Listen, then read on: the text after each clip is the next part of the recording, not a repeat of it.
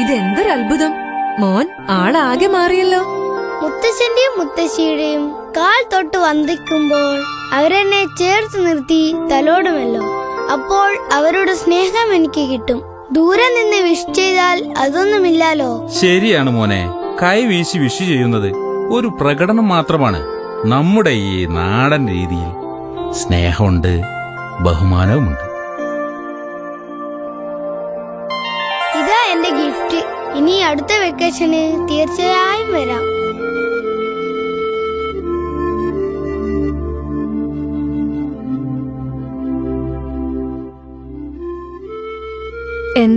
എന്താടാ നിനക്ക് പറ്റിയത്?